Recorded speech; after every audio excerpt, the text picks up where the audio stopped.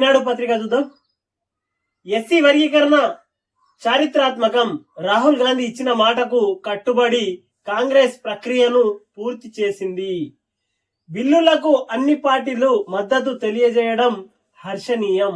వర్గీకరణ ఉద్యమంలో మృతి చెందిన వారి కుటుంబాలను ఆదుకుంటాం. ఇందిరమ్మ ఇండ్లు, రాజీవ్ యువ వికాసం పథకంలో ప్రాధాన్యం. ముఖ్యమంత్రి రేవంత్ రెడ్డి.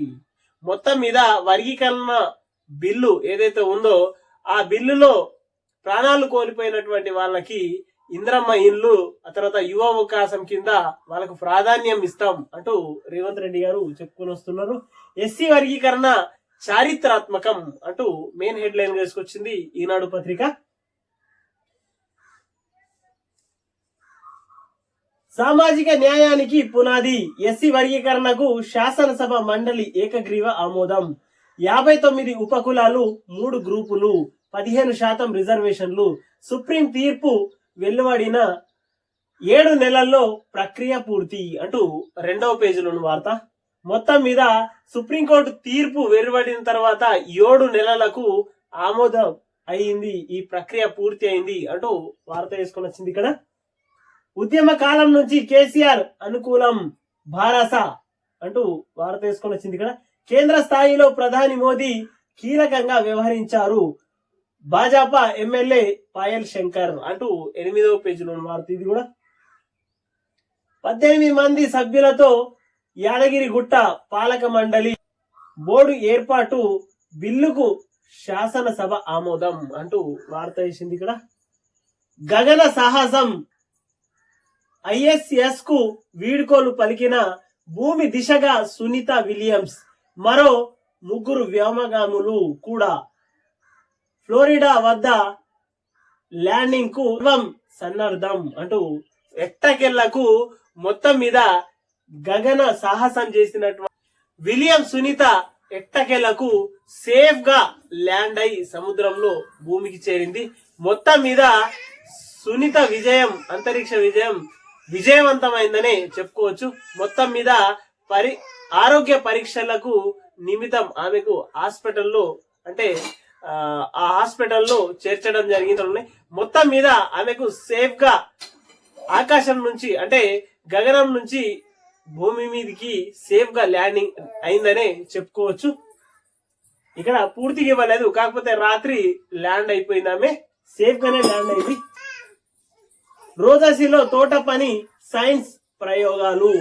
సునీతకు కొన్నాళ్ళు జీవితం భారమే.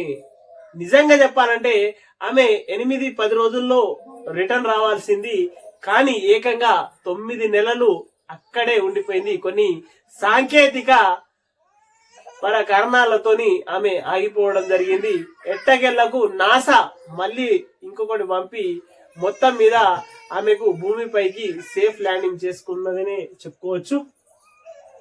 ఉక్రెయిన్ ఇంధన కేంద్రాలపై దాడులు ఆపుతాం.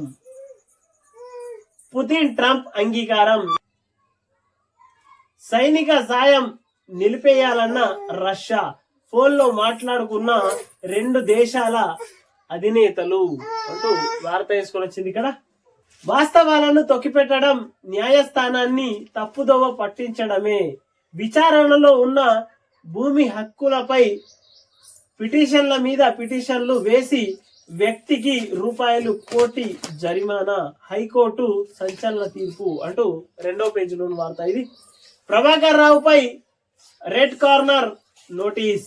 మరో నిందితుడు శ్రవణ్ రావు పైన ఫోన్ అక్రమ ట్యాపింగ్ కేసుల్లో కీలక పరిణామం అంటూ వార్త వేసుకొని వచ్చింది ఇక్కడ. ₹3 లక్షల కోట్లకు పైగా పద్దు. గ్యారంటీ హామీలకు భారీగా నిధులు.